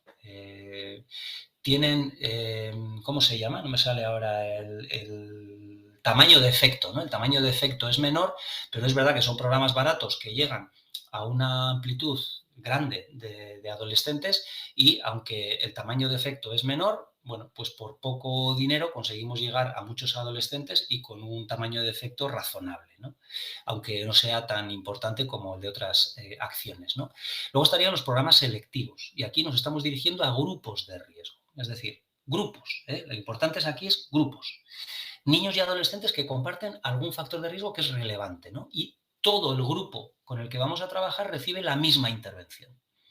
Y aquí estaría, por ejemplo, programas dirigidos a entornos desfavorecidos. O, por ejemplo, un programa que desarrollamos hace ya algunos años dirigido a programas de iniciación profesional, porque sabemos que tienen tasas más altas. O yo que sé, el programa Alfil, que estaba dirigido a hijos e hijas de personas con problemas de alcoholismo, ¿no?, que sabemos que es un factor de riesgo de tener también problemas con el alcohol. O un programa dirigido específicamente a aquellos niños, a aquellas niñas que tienen problemas de conducta en la infancia, ¿no? Vamos a ver luego una referencia a un programa de estos, ¿no? Serían programas selectivos. Seleccionamos un grupo porque comparte alguno o varios factores de riesgo y con todo el grupo hacemos lo mismo, ¿no? Y luego estarían los programas indicados, que serían como el traje a medida, ¿no? La prevención universal sería como las tiendas de Zara, la selectiva sería las tiendas de ropa de tallas especiales y los programas indicados ya serían el sastre, donde ya nos estamos dirigiendo a individuos de riesgo, ¿no? Chicos y chicas que tienen un riesgo por lo general muy alto, ¿no? Y con cada uno de ellos o de ellas se realiza una intervención a medida, ¿no? Por ejemplo, los programas de fortalecimiento de la tutoría con adolescentes con comportamientos de riesgo o los programas de cribado, de intervención breve, que luego también haré alguna mención, se referirían a este tipo de cosas, ¿no? Bueno, como os digo, lo importante es todo, ¿no? Es tener una buena organización. Bueno, sabemos que los programas universales, ¿no? Como os decía antes, por ejemplo, las campañas de sensibilización o los programas manualizados estos que se desarrollan en las escuelas, ¿no? De habilidades de vida, pues tienen un tamaño de efecto que es menor, pero tienen la ventaja de que tienen una cobertura muy amplia, resultan relativamente baratos y eso hace que sean pertinentes, ¿no? En principio, los programas selectivos indicados, aquellos que se orientan a chicos y chicas con mayor dificultad, pues tienen una cobertura más pequeña, ¿no? Requieren una inversión mayor, pero obtienen mejores resultados, con lo cual son tremendamente rentables, ¿no? Bueno, lo ideal pues, sería tener buenos programas universales, pero complementados, ¿no? Pues con el desarrollo de programas pues, específicamente dirigidos a niños, a niñas, adolescentes de riesgo, ¿no? Y que, como digo, pues han mostrado una mayor eficacia en términos de tamaño de efecto, ¿no? Bueno, los tres tipos de programas son eficientes en la medida en que, bueno, pues compensan, ¿no? Compensan sus costes y sus beneficios, ¿no? Son costo efectivos, ¿no? Bueno, ahí tenéis las habilidades para la vida que os decía antes que propone la OMS, ¿no? Para trabajar, ahora sale, ¿no? Que sería, pues eso, el autoconocimiento, la empatía, la comunicación asertiva, relaciones interpersonales, toma de decisiones, bueno, tenéis ahí todas las habilidades que se pueden trabajar, ¿no? Eh, bueno, hay diferentes programas en España que están muy bien, que están además evaluados y que consiguen, como digo, resultados muy aceptables, sobre todo teniendo en cuenta de que son programas que se distribuyen masivamente, ¿no? También algunos de estos programas de prevención universal se dirigen a familias, a trabajar con padres y madres, pues mediante escuelas de padres y madres, por ejemplo, pues desde que los niños son pequeños, pues para desarrollar habilidades educativas, ¿no? Que sabemos que eso previene el consumo de alcohol. Bueno, ¿y qué decir de las campañas de sensibilización? Bueno, estarían, como digo, en el marco de la prevención universal. El tamaño de efecto, como digo, es bajo, pero es verdad que la cobertura es amplísima y eso mejora su eficiencia, ¿no? Hace que el coste-beneficio pues, sea más favorable, ¿no? Y es verdad que funcionan mejor pues, si los mensajes reúnen unas ciertas características, ¿no? Primero, que sean creíbles, que no muestren alarmismo, que se hagan desde la calma, ¿no? Por ejemplo, la inducción al miedo en el tema de la prevención del alcohol parece que funciona bastante mal, ¿no? Meter miedo en relación con los riesgos, pues funciona sobre todo cuando los chavales o no tienen experiencia con una sustancia, o bien estamos hablando de una sustancia que no está normalizada, es decir, que en principio la mayoría de los jóvenes no se prevé que vayan a tener relación con esa sustancia. No es el caso del alcohol, ¿no? Podría servir, por ejemplo, para algunas drogas ilegales, pero difícilmente podría servir para el alcohol, ¿no? Con el alcohol es mejor utilizar mensajes bilaterales, ¿no? Y mensajes desde la tranquilidad, ¿no? Cuando digo mensajes bilaterales, me refiero a mensajes que, bueno, reconocen, digamos, la parte favorable de consumir, pero a la vez también lo contrarrestan con argumentos acerca de los riesgos que puede tener su consumo y que advierten bueno, de la posibilidad de tener algún problema, ¿no? Bueno, es mejor, lógicamente, métodos interactivos, ¿no? Que permitan a los chavales expresar sus objeciones, ¿no? Porque cuando los chavales expresan sus objeciones, pues nos permite también la posibilidad de mostrarles acuerdo parcial o validar sus puntos de vista, ¿no? Por ejemplo, incluso, por ejemplo, las dificultades para cambiar o la expresión por parte de los chavales de las ventajas de beber, ¿no? O sea, que los chavales puedan contraargumentar los mensajes de la prevención y que pueda hacerse esa comunicación bidireccional favorece la credibilidad de los mensajes, ¿no? Bueno, aportar información útil a poder ser, cercana a su experiencia, pues yo qué sé, podemos enseñarles, por ejemplo, a reaccionar frente a un compañero o una compañera que ha vivido en exceso y que se encuentra mal, ¿no? Por haber bebido así. Pues yo qué sé, podemos ayudarles a detectar una intoxicación etílica, a reaccionar eficazmente, por ejemplo, pues que taparle, pues porque el alcohol es vasodilatador y provoca una pérdida de calor, ¿no? Ponerle de lado, llamar para pedir ayuda, es decir, bueno, explicarles un poquito y de esa manera estaremos hablando de riesgos, pero no obtendremos una respuesta de resistencia o de contraargumentación, ¿no? Y nos permitirá hablar de una forma más creíble y más relajada acerca de esos riesgos, ¿no? Podemos aportar también información normativa, ¿no? En el caso del alcohol es más difícil porque, como digo, es la única sustancia que ciertamente está normalizada, por lo menos en términos estadísticos, ¿no? Es verdad que, bueno, 1 de cada 4 tiene patrones de riesgo, ¿no? Pero 3 de cada 4 adolescentes no tiene patrones de tanto riesgo, ¿no? Es bueno subrayar que la idea de que la mayoría de los adolescentes prefieren controlar con el alcohol, ¿no? Prefieren tener una relación saludable con el alcohol, cuidar su salud, ¿no? Y eso, ¿no? Puede ser un mensaje preventivo y eficaz, ¿no? Bueno, podemos hacer además referencia a valores incompatibles, por ejemplo, con ciertos comportamientos que se asocian a la bebida, ¿no? Y encontrar con ellos ciertas contradicciones entre sus valores y su relación con el alcohol, ¿no? Y invitarles a resolverlas, ¿no? Pues yo que sé, valoramos mucho la ecología, pero dejamos el parque hecho un asco después del botellón, ¿no? O valoramos la amistad, pero a veces le reímos las gracias a un amigo que se emborracha cada vez que sale y nos echamos unas risas, pero igual lo que deberíamos hacer, si somos realmente amigos, es decirle, oye, igual estaría muy bien que te lo pensaras, ¿no? Lo que estás haciendo, o que reconsideres tu relación con el alcohol, ¿no? A veces un amigo es el que te dice las cosas así y no necesariamente el que se dedica a reír todas las gracias que tú haces, aunque sea a costa de jugarte tu futuro, ¿no? Y tu bienestar, ¿no? Bueno, y luego aquellos mensajes, lógicamente, prefieren aquellos mensajes que reconocen su capacidad de decidir y su autonomía, ¿no? Por lo general, las personas, y más los adolescentes, preferimos los mensajes que ensalzan nuestra capacidad de decidir frente a aquellos que son percibidos pues, como un intento muy claro de influir en nuestra conducta, ¿no? Bueno, complementando todo eso, pues como os decía, pues programas que se dirijan a grupos o a individuos de riesgo, ¿no? Programas de prevención selectiva indicada. Bueno, ahí os he puesto uno por poner un ejemplo de un programa de prevención, en este caso es a caballo entre la selectiva y la indicada, en este caso para niños y niñas con problemas de conducta en casa, que como sabéis, porque os lo contaba antes, pues es un factor de riesgo de problemas llegada a la adolescencia y la juventud, ¿no? Este es un programa que trabaja con los propios niños y niñas con problemas de conducta, trabajan también con sus padres y madres y trabajan también con su profesorado, ¿no? Tiene 3 componentes. Es un trabajo con niños y niñas de 5 a 11 años, ¿eh?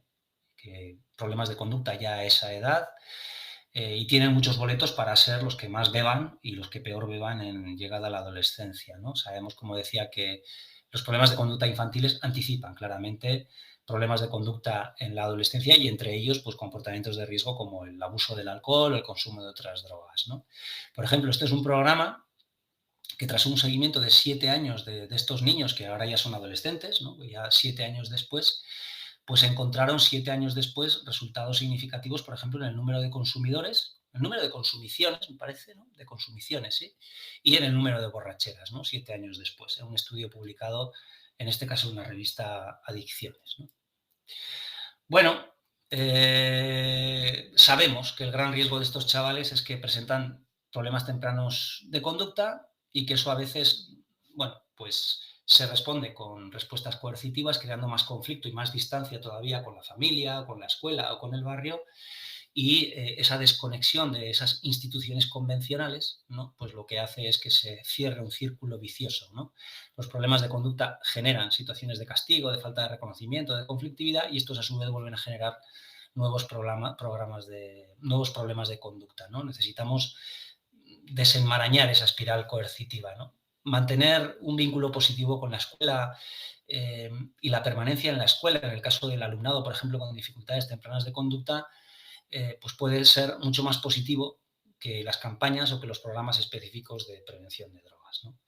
Bueno, ahí tenéis sin más una referencia, tanto en la guía de Naciones Unidas como en la guía del Observatorio Europeo, a cómo la tutoría, el encuentro, la tutoría natural entre niños y adolescentes con dificultades y adultos bien preparados, dice ahí, como maestros, entrenadores, líderes comunitarios, eso está relacionado con tasas reducidas de abuso de sustancias y de violencia, ¿no?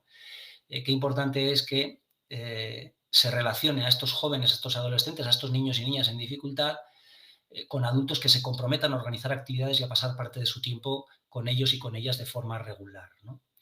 Y el Observatorio Europeo insiste en lo mismo, ¿no? Hay muchos estudios acerca de las intervenciones con adolescentes y sabemos que para los de mayor riesgo, las intervenciones de aquellos que ofrecen atención individual, adultos bien preparados, entrenadores, educadores de calle, profesorado, que manejan habilidades para sentarse con ellos y con ellas y perder el tiempo hablando de sus cosas, de sus riesgos y también de sus ilusiones en la vida, pues son cosas que tienen una gran efectividad, ¿no? Bueno, yo por aquello de vender mi libro, ahí tenéis un libro que está publicado, os lo podéis descargar de internet, es gratuito porque está subvencionado por el Ministerio de Sanidad, por el Plan Nacional sobre Drogas, pues un libro que me encargaron sobre cómo establecer conversaciones con adolescentes en dificultad social y hablar con ellos y con ellas acerca de sus riesgos, ¿no? Y cómo hacer para motivarles a considerar esos riesgos e incluso a la posibilidad de cambiar algunas de esas conductas, ¿no? Que puede ser desde el consumo de drogas, absentismo, implicación en actividades delictivas, etcétera, ¿no? Bueno, como digo, os lo podéis descargar de internet metiendo el título o mi nombre o lo que sea, ¿no? Bueno, ahí sin más, esta diapositiva, numerosa investigación, ahí os ponía un ejemplo acerca de la eficacia que tiene este tipo de intervenciones, pero tampoco me voy a entretener más, ¿no? Bueno, ahí tenéis, por ejemplo, algunas de las habilidades que se desarrollan en esa guía y que van un poco en la lista, en la línea del modelo de entrevista motivacional de Miller y Rollins, ¿no? Bueno, un modelo de entrevista para ayudar a las personas a cambiar, ¿no? Pues mostrar calidez y amabilidad y mostrarse cercano, describir siempre los problemas que nos preocupan cuando hablemos con ellos y con ellas, pues en lugar de utilizar generalizaciones, etiquetas, juicios de valor. Los chavales son más sensibles a la preocupación que al reproche, entonces es mejor, en lugar de juzgar su comportamiento, de decirles lo que deberían hacer, mostrar siempre preocupación. Preguntar siempre antes de hablar, qué importante es, ¿no? Escuchar detenidamente sus respuestas, interesarse primero siempre por lo que piensan acerca de su situación, de sus riesgos, de sus decisiones, escucharlas atentamente y no utilizar lo que algunos llaman el reflejo de corrección, ¿no? Que es que a veces entramos a saco a decirles por qué están equivocados y qué es lo que tienen que hacer, ¿no? A veces tenemos tan claro lo que queremos decirles que no tenemos en cuenta su perspectiva y no nos entretenemos en conocerla, ¿no? Bueno, validar su perspectiva y sus resistencias a cambiar, ¿no? En lugar de decirles, como digo, lo que tienen que hacer, ¿no? Normalmente tienen motivos, y eso lo hemos visto, para beber como beben, ¿no? Y esos motivos suelen estar entremezclados con motivos para dejar de hacerlo, ¿no? Entonces, validar sus objeciones, sus dudas, sus contraargumentaciones a los mensajes de prevención, mostrar comprensión por todo eso, pues tiene un efecto paradójico, ¿no? Cuando reconocer las dificultades para cambiar favorece la motivación para el cambio, ¿no? Y eso es algo, es una paradoja que es tremendamente importante, ¿no? Pero es que es así, ¿eh? Decía Rogers que cuando las personas se sienten aceptadas tal y como son, se sienten más libres para cambiar, ¿no? Y es un poco lo mismo, ¿no? Trasladado a la conversación con los chavales, ¿no? Luego, subrayar siempre su capacidad de decidir y su autonomía, y esta es la segunda paradoja, ¿no?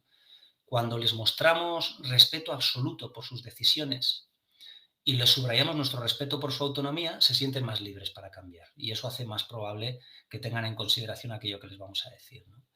Acompañarles en la toma de decisiones, ¿no? Y tiene que ver con lo que Sócrates llamaba el arte de las parteras, ¿no? La mayéutica, ¿no? Las parteras no son lo que conocemos como matronas, ¿no? Son mujeres que no dan a luz ellas, sino que ayudan a otras mujeres a alumbrar, ¿no? A dar a luz. Bueno, pues es llevarles por un proceso de toma de decisiones con mucho diálogo socrático, ¿no? Bueno, os invito a leer la guía si os interesa más en relación con todo esto, ¿no?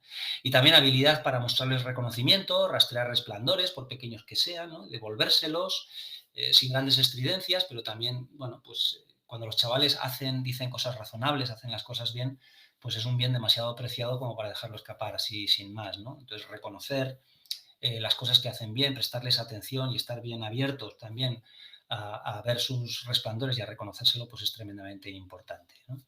Y habilidad para ofrecer consejos siempre de forma no forzada, ¿no? O sea, primero suscitar su disposición a escucharlo, es decir, conseguir que se interesen por el consejo y luego siempre pedir permiso para dárselo, ¿no? Bueno, no me da tiempo a entrar en grandes detalles con esto, pero dejo ahí para la reflexión, ¿no?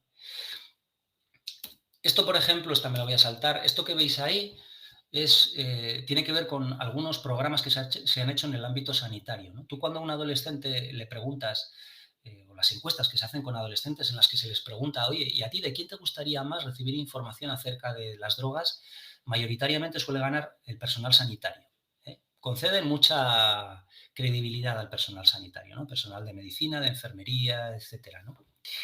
Estos son programas que están dirigidos a personal sanitario para trasladarles habilidades de consejo breve con adolescentes, por ejemplo, en situaciones como intoxicaciones etílicas, etcétera, ¿no? Bueno, tiene mucho que ver con esa habilidad de describir los problemas y mostrar preocupación, ¿no? dice ahí la médico que le ha atendido, ¿no? He visto en tu historia que es la segunda vez que te han traído urgencias este año por haber bebido demasiado. ¿Es así? Le dice la chavala, sí, bueno, ¿no? Le dice, bueno, le dice la médico, simplemente quería comentarlo contigo porque te confieso que hay cosas que me preocupan un poco, pero me gustaría saber cómo lo ves tú, ¿no? Es decir, lo hace con mensajes en primera persona, lo hace desde la preocupación, lo hace describiendo el problema, ¿no? Veo que es la segunda vez que te han traído urgencias este mismo año, ¿no? No lo hace con valoraciones, ni con etiquetas, ni con juicios de valor. A la vez expresa preocupación y a la vez concede el protagonismo y la decisión a la autonomía, ¿no? Yo te confieso que hay cosas que me preocupan, pero también entiendo que lo importante es cómo lo ves tú, ¿no?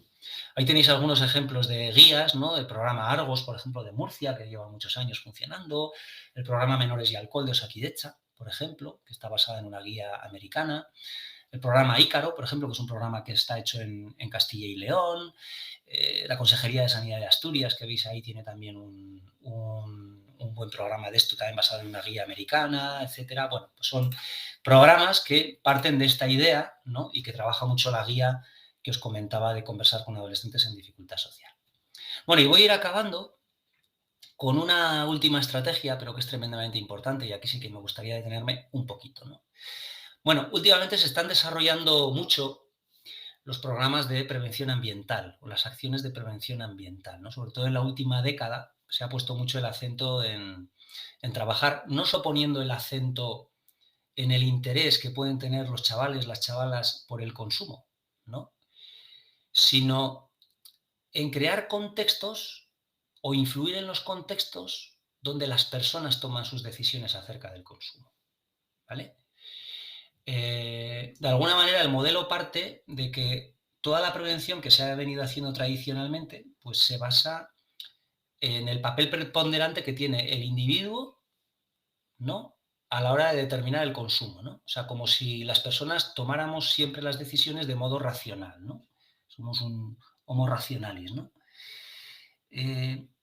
Lo que dice el modelo es que muchas veces la gente tomamos decisiones de forma automática y lo hacemos en función de las características del contexto en el que vivimos, ¿no? Y por eso la prevención ambiental parte de esta premisa, ¿no? Y entonces lo que hace es, intenta modificar, como veis ahí, el contexto cultural, social, físico, económico, en el que las personas toman las decisiones respecto al consumo de drogas, ¿no? Y no tanto en estrategias basadas en la persuasión, ¿no?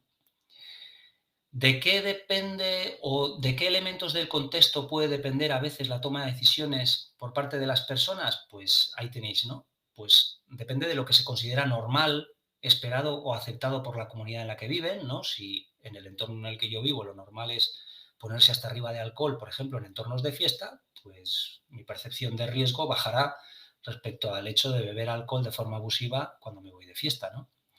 Pero también, por ejemplo, cosas como las normas y las regulaciones legales o los impuestos, la existencia o no de publicidad, en este caso relacionada con el consumo de alcohol, la disponibilidad de las drogas, sean legales, en este caso, como el alcohol, o sean ilegales, y la facilidad, por ejemplo, para implicarse en comportamientos alternativos saludables, ¿no? Esto que veis ahí son 10 áreas prioritarias de actuación que estableció la OMS en relación con la prevención del consumo de alcohol, ¿no? Son medidas de prevención ambiental que se recogieron en el plan que se hizo para el año 2012-2020 con el objetivo de reducir los daños causados por el abuso de alcohol, ¿no? Y sobre todo se centró en aquellas medidas que regulan la oferta y la disponibilidad de alcohol. Después, en el año 2018, la propia Organización Mundial de la Salud aprobó otra iniciativa que se llama SAFER o SAFER, que lo que quiso es reforzar las 5 medidas que veis ahí en naranja y que son estas que veis ahí, ¿no? Para la Organización Mundial de la Salud lo que estableció es que los objetivos que habría que trabajar o las acciones que habría que hacer para reducir los problemas, en este caso también del consumo o del abuso de alcohol por parte de los adolescentes y los jóvenes, tenían que ver con 5 grandes áreas, ¿no? Uno, reducir la disponibilidad de alcohol. Es decir, fortalecer las restricciones para el acceso a las bebidas y hacerlo mediante normas, por ejemplo, que incluyan horarios, días de venta, densidad de puntos de venta, licencias de venta de alcohol, prohibición de venta a menores de edad, y ahí España tiene muchísimo que hacer todavía, ¿no?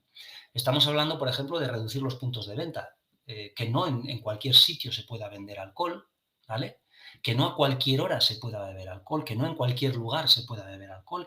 Esto tiene mucho que ver, por ejemplo, con la ley del tabaco. sea, yo creo que la ley del tabaco marcó un camino que debería ser importante que cogiera el testigo el tema del alcohol. También es verdad que la industria alcoholera se lo ha montado mucho mejor que la industria tabaquera. Igual también lo ha tenido más fácil, ¿no? Pero no estamos hablando de prohibir, sino de restringir el acceso, de poner barreras al acceso al alcohol, ¿no? Bueno, una segunda medida de la iniciativa SAFER o SAFER es las medidas acerca del alcohol y la conducción, y aquí sí que España ha tenido un gran avance, ¿vale? Cuantos más controles en carretera y más percepción que tenga la gente de que si bebes te van a trincar, ¿no? O cosas como el carné por puntos claramente han mejorado muchísimo el problema de los accidentes de tráfico asociados al consumo de alcohol, aunque es verdad que queda muchísimo todavía por hacer, como bien sabéis, ¿no? Una tercera línea de intervención de alcohol de la iniciativa de la OMS es facilitar el acceso al cribado, intervenciones breves, tratamientos, etcétera. Esto en parte tiene que ver también con eso que os he dicho de la intervención con personal sanitario, por ejemplo, con adolescentes que acuden a centros de urgencia por problemas de intoxicaciones etílicas. La cuarta medida que propone la iniciativa SAFER es reducir la exposición a la promoción y publicidad de alcohol, y esto también es un tema pendiente, aunque es verdad que se han dado algunos pasos. Es verdad que no hay publicidad de bebidas alcohólicas de alta graduación en determinadas condiciones, pero todavía queda mucho por hacer, ¿vale? Y una última medida que también funciona claramente, que es incrementar el coste de beber mediante aumento de impuestos, ¿no? Y políticas fiscales y aumento de precios. Y aquí también España tiene muchísima tarea pendiente, ¿no? España es uno de los países de su entorno con la política fiscal, con los impuestos más bajos en relación con el consumo de alcohol. No puede ser, creo yo, hay cosas que no pueden ser, como por ejemplo que en el chino de mi barrio se pueda estar vendiendo alcohol en el mismo sitio donde uno está vendiendo chuches a los niños y detrás de él, en la caja registradora, y detrás de él pues están las botellas de whisky, de tal, y además se puede vender casi a cualquier hora, ¿no? Bueno, o por ejemplo también que exista unos horarios de venta de alcohol, que cuando tú vas a vender alcohol siempre te tengan que sacar de una vitrina con una llave y que lo tengas que pedir, y no solo cuando llegas a la caja, y que se controle de esa manera de una forma muy potente el acceso, sobre todo de los menores, al alcohol, ¿no? Pero está claro también que el aumento de precios o medidas como esa, pero por ejemplo el aumento de precios reduce claramente, y esto también se ha demostrado con el tabaco, y hay experiencias en distintos países donde claramente se asocia una subida de precios con una bajada del consumo. Y no estamos hablando de prohibir, pero sí estamos hablando de poner ciertas barreras, ¿no? O tampoco parece que tenga mucho sentido que en España un adolescente se pueda comprar un litro de vino en Brick por menos de €1, ¿no? Todavía más barato que la leche en algunos casos, ¿no? Bueno, pues quizá habría que poner un poquito más de orden en ese sentido, ¿no? Bueno, cosas que tienen que ver. Bueno, esta es la iniciativa SAFER o SAFER, las 5 medidas que os he contado y que las veis en naranja en la diapositiva anterior, ¿no? Bueno, y cuando hablo de prevención ambiental me refiero sobre todo a estas dos grandes variables, ¿no? La accesibilidad o disponibilidad percibida, que veis ahí en rojo, y la normalidad percibida, o que también podríamos llamar creencias normativas, ¿no? Esto influye mucho más poderosamente en el consumo de alcohol que la información acerca de los efectos negativos o de los riesgos que puede tener el beber, ¿no? Respecto a la disponibilidad o accesibilidad, en rojo, como digo, no se trata de prohibir, pero sí de poner unas barreras más razonables al acceso y al consumo de alcohol, ¿no? Y eso reduce claramente los problemas asociados, ¿no? Y lo hemos visto con el tabaco, ¿no? Por ejemplo, prácticamente todos los comparecientes en la ponencia de la comisión mixta que veíamos antes eran, bueno, y sin el prácticamente, o sea, eran unánimes, ¿no? Todos recogían estrategias de reducción de la demanda, ¿no? Perdón, de reducción de la oferta. En reducción de la demanda ya diferían más, pero todos estaban de acuerdo en controlar más la oferta, en poner restricciones al acceso, ¿no? ¿Qué medidas son efectivas? Pues establecer una edad mínima para la venta. En España sabéis que es 18 años. Hay consenso, además, en mantenerlo alto, aunque es verdad que hay quien reclama bajarlo a los 16. Respecto al precio, subir impuestos. Como digo, España es de los países con impuestos más bajos. Poner un precio mínimo, por ejemplo, a las bebidas alcohólicas, ¿no? Como digo, no tiene sentido. No tiene sentido que valga lo mismo un brick de vino que un brick de leche, ¿no? Restringir horarios y espacios de venta, ¿no? Restringir licencias, restringir horarios, ¿no? el tema de las vitrinas, por ejemplo, como digo, en los supermercados, que obligue a pasar una barrera más, por ejemplo, que el mero paso por caja, ¿no? Tenga que haber siempre un adulto que te entrega la medida, o establecer espacios de consumo, ¿no? Suelen decir, igual que sacamos el tabaco siempre fuera, ¿no? Quizá deberíamos meter el alcohol siempre dentro, ¿no? Bueno, quizá que haya espacios donde no se pueda beber alcohol. Aquí en Pamplona, por ejemplo, ahora que tenemos dentro de poco lo que se llama la carpa sanitaria, se nos llena la ciudad, ¿no? De adolescentes que aparecen sentados en las aceras por toda la ciudad a las 10 de la mañana bebiendo unos cachis así ¿no? de calimocho, de combinados o de lo que sea, ¿no? Y eso a las 10 o las 11 de la mañana, que es cuando es la carpa universitaria, ¿no? Bueno, pues quizá deberíamos restringir, insisto, no es prohibir, sino poner cierto orden, ¿no? al consumo, como se ha hecho con el tabaco, ¿no? O, como digo, medidas relacionadas con el alcohol y la conducción y tal, y luego, por supuesto, supervisar esas normas, ¿eh? O sea, que la gente tenga la sensación de que las normas no solo se ponen y luego no se controlan, sino que se controlan, incluso en algunos casos hay sanciones, ¿no? Y respecto a la segunda variable, al de la normalidad percibida, pues hace referencia a cuestiones como la visibilidad del consumo, a las costumbres sociales, a las normas sociales que no están escritas, pero que señalan lo que es algo normal en una cultura, y ahora os cuento una cosita más y termino, y a las creencias normativas, ¿no? Hasta qué punto a las personas les parece que un comportamiento es realizado por una mayoría social, ¿no? Bueno, hay un montón de investigación en relación con las estrategias que funcionan. Esto es un metaanálisis que hizo Juan Ramón Villalbí y su equipo sobre qué es lo que mejor funciona y lo que peor funciona en el tema de la prevención del alcohol. Lo que mejor funciona, la política fiscal y de precios, la regulación de la disponibilidad y la accesibilidad y las medidas sobre conducción y alcohol. Eso es lo que mejor funciona. Funciona relativamente las restricciones a la publicidad y las intervenciones precoces. Y tiene una efectividad más dudosa o mucho más limitada los programas educativos para menores, los intentos de modificar el contexto del consumo, por ejemplo, con la figura del conductor abstinente y todas estas cosas, y las campañas de información pública, ¿no? Como os decía al principio de la intervención, sabemos perfectamente qué es lo que funciona y esto parece que no casa muy bien con lo que se está haciendo realmente, ¿no? Bueno, como os decía, la referencia yo creo que es la prevención del alcohol. Para los que ahora tenemos más de 40 años y hemos ido a la EGB, hemos conocido eso que veis ahí, un profesor fumando mientras daba clase a su alumnado. Y yo he ido de la mano de mi madre al pediatra y el pediatra me recibía fumando, ¿no? Si habéis visto el Cuéntame y estas cosas, pues se pueden ver situaciones de esas, ¿no? Cuando se prohibió, que fue en el año 88, fumar en colegios y en hospitales, pues fue un escándalo, porque, claro, hubo gente que, bueno, pues eso se ha hecho toda la vida, pero ¿cómo vas a prohibir a un profesor o cómo vas a prohibir a un médico fumar y este tipo de cosas? Bueno, pues vino una norma legal, ¿no? Y poco a poco la sociedad se acostumbró y de una norma legal salió una norma social. Es decir, a todo el mundo después le parecía razonable que un profesor o que un médico pues no fumaran cuando estaban desarrollando su actividad, ¿no? Sucedió lo mismo con la ley del tabaco, ¿no? Quienes ahora tienen más de 20 años han conocido, bueno, quienes ahora tienen ya más de años han conocido esto, ¿no? Quienes tienen más ya en torno a 30 quizá, ¿no? Cuando dijeron que iban a prohibir fumar en los bares fue un escándalo también, ¿no? Pero ¿cómo? Pero si todo el mundo fuma, pero si esto, ¿cómo vas a prohibir fumar? Bueno, pues viene una norma social, una norma legal, perdón, que a base de, generar creencias normativas diferentes, ¿no? Y normalidades percibidas diferentes, consiguió reducir el consumo de tabaco, ¿no? Y además a beneficio de las personas no fumadoras, ¿no?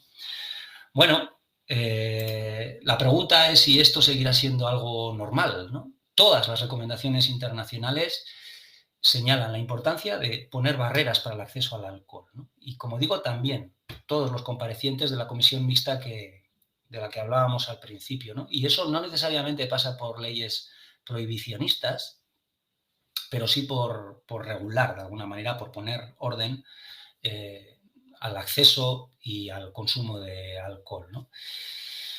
Bueno, sabemos que esto es eficaz para prevenir el abuso del alcohol y, desde luego, en el caso de los menores lo es, ¿no? Y de esa manera quizá equipararemos la magnitud del problema a la magnitud de la solución, ¿no? Bueno, perdón, esto es algo normal, ¿no? Fumar en los bares. Esto, la pregunta es si seguirá siendo algo normal. Perdonad, pero me he liado con las diapositivas.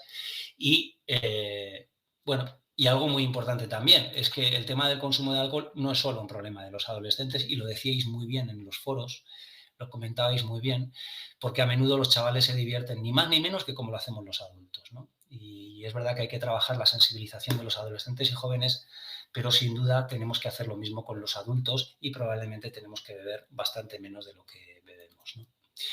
Bueno, yo, si os parece, creo que me he extendido un poquito más de lo previsto, pero igual nos da tiempo de comentar alguna cosilla. Me callo y os dejo hablar, que ya veo que está Celia por ahí. Pues sí, muy buenas. Gracias, Gorka, por esta revisión de contenidos tan estupenda. Yo te he dejado seguir, pese a que nos hemos pasado de la hora que teníamos prevista Soy y un del pesado, tiempo. ya lo siento. No, es que como no han escrito ninguna pregunta, pues he dicho, Vale. pues adelante, adelante, Gorka. Yo aún así no me resisto a hacerte alguna pregunta para completar un poco esta visión y a ver si animo a que alguien más pues rompa un poco el hielo y haga también alguna más. A mí, por ejemplo, me parece interesante, bueno, básicamente la cuestión de los beneficios.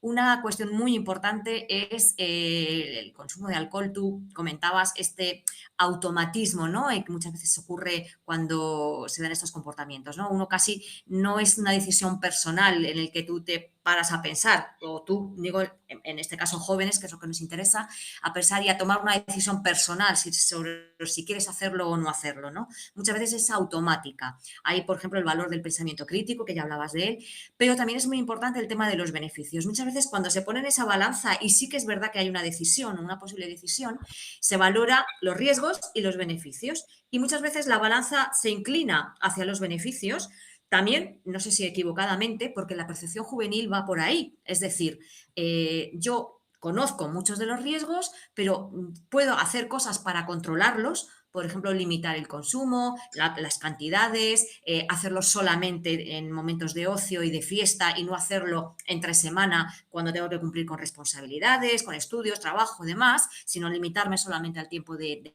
fin de semana, hacerlo durante un tiempo reducido, hacerlo siempre en compañía, no hacerlo nunca solo. Bueno, hay cosas que ellos ya saben que reducen los riesgos, pero además añaden te lo digo, bueno, son investigaciones que hacemos desde la FAD, pero que genera mucha reflexión y es interesante por señalar pautas. El tema de los beneficios. Además de ese posible control de los riesgos, están los beneficios. Y uno clarísimo es la integración social. Es decir, cómo si no pertenezco a mi grupo de iguales, si no sigo ese automatismo que muchas veces es el grupo el que marca lo que hay que hacer, qué tipo de consumo hacer, hasta cuándo, en qué momento. Si yo no entro en ese juego, me quedo al margen de ese grupo y me van a percibir como un raro, un friki, y es el momento en el que la socialización es muy importante porque estoy en un proceso, estoy en la adolescencia, en la que es muy importante abrirme al grupo, pues para mí eso tendría claramente un peso muy, muy importante. Entonces, es cierto, es una decisión racional, es algo pensado, es algo que está basado realmente en una realidad, y es que el consumo muchas veces es integrador. ¿Cómo luchar contra eso? ¿Qué hacer? ¿Qué variables podemos trabajar ahí? Has hablado de muchas cosas, pero yo me interesaba resaltar este aspecto de los beneficios, ¿no? Y muchas veces hay que intentar que la propuesta de otras actividades tengan beneficios similares a las que tenga el alcohol. Esa es una posibilidad, pero me gustaría ver un poco tu opinión y saber un poco, pues, cómo abordar un poco este tema. Bueno, has comentado muchas cosas que pueden ser respuestas a tu pregunta, ¿no? Es decir, es verdad que hay que trabajar en actividades alternativas, hay que trabajar en temas de ocio alternativo, hay que conseguir que encuentren también posibilidades reforzantes más allá de lo que puede ser el consumo de alcohol. Es verdad que podemos conseguir objetivos intermedios, y está muy bien también que los chavales opten por medidas intermedias que tienen que ver con la reducción de ciertos riesgos, aunque sigan bebiendo alcohol, y en esa línea también yo creo que hay que trabajar, cosa, incluso en prevención universal, cosa que tengo más dudas, por ejemplo, respecto a otro tipo de sustancias, ¿no? Como puede ser el cannabis, por ejemplo, que también se viene reclamando algo así, ¿no? Y luego, yo es que insisto en que, con independencia de que los chavales, las chavalas tomen decisiones respecto a si consumir o no consumir, el hecho de que tengan ciertas barreras para hacerlo puede favorecer enormemente que luego ese consumo se pueda producir o no se pueda producir. Quiero decir, que no es simplemente que los chavales beban porque no piensan en relación con si les interesa o no les interesa beber, sino que con independencia de eso, beber resulte más difícil, ¿no? Simplemente con que pusiéramos un poco de orden en ese sentido, yo creo que reduciríamos en buena medida los problemas, ¿no? Otra cosa es que, bueno, pues estemos en disposición de hacerlo y parece que está complicado, ¿no? No sé lo que dirá la ley del alcohol, pero parece que está complicado. Pero desde luego la evidencia y la respuesta unánime, prácticamente, de todos los expertos que pasaron por allí, pasa por establecer restricciones, ¿no? Pero indudablemente los chavales deciden, claro, claro que sí. Y deciden porque les funciona. Beber alcohol, consumir drogas, incluso cuando tienes un problema de dependencia, pues no es un comportamiento irracional. O sea, la gente lo hace porque le reporta beneficios y porque tiene sentido hacerlo, ¿no? Lo que te atrapa es ese carácter tan sumamente reforzante de forma inmediata que tiene el alcohol, y especialmente en los adolescentes porque les ayuda a integrarse, efectivamente, ¿no? Y cuando salen, salen con intención y decididos a beber.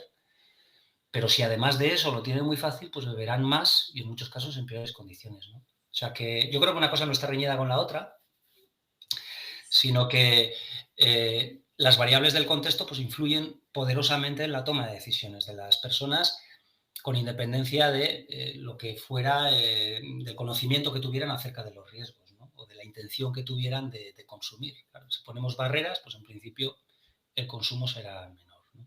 Sin prohibirlo necesariamente, ¿no? Simplemente poniéndole orden, ¿no? Ya para terminar, si nadie se anima a hacer alguna otra pregunta, sí me gustaría, has comentado sobre las prevalencias como el tema en las mujeres, ¿no? Efectivamente, las encuestas, especialmente estudios, muestran cómo las mujeres se están incorporando no solamente al consumo masculino, sino que lo están superando. Pero me Sí. llama la atención sobre todo que es en las edades más jóvenes y sobre todo en los consumos intensivos. ¿A qué crees que está respondiendo esto? ¿Por qué es así? No lo sé. Y además confío en que en FAD tenéis más conocimiento que yo en relación con estos asuntos, porque conocéis mejor el fenómeno y porque lo estudiáis muy de cerca, ¿no? Yo no tengo una opinión clara en relación con eso. No sé si casi te estoy devolviendo la pregunta, Celia. Es que creo que probablemente tendréis mejor información que yo acerca de eso. No sabría yo decir muy bien por qué. No sé exactamente por qué. Tengo hipótesis, pero tampoco lo tengo muy claro y no me atrevo a aventurar ninguna explicación. No sé A mí me si... pasa lo mismo. Tengo ¿Sí? hipótesis de que creo que el comportamiento femenino pues está intentando incorporar a lo que es el nivel de a los modos, ¿no? Más Más hasta ahora más masculino. masculinos. Eso, por ejemplo, yo creo que se Pero ve muy fuera claro de, con el tabaco, ¿no? claro, también Mm. entonces parece que va por ahí los tiros, pero ¿por qué en los más jóvenes? ¿Por qué son ellos los que quieren? Imagino que son porque los llevan un poco eso, con la lucha más feminista, más, bueno, más relevante, ¿no? Más potente y por eso tiene más importancia ahí. Pero bueno, no deja de ser una hipótesis. No tengo una Ya, respuesta clara, por eso quería compartirlo contigo. sí, sí, sí. Hay una pregunta, mira, tengo una duda, sí, que me parece interesante, la podemos poner, a ver.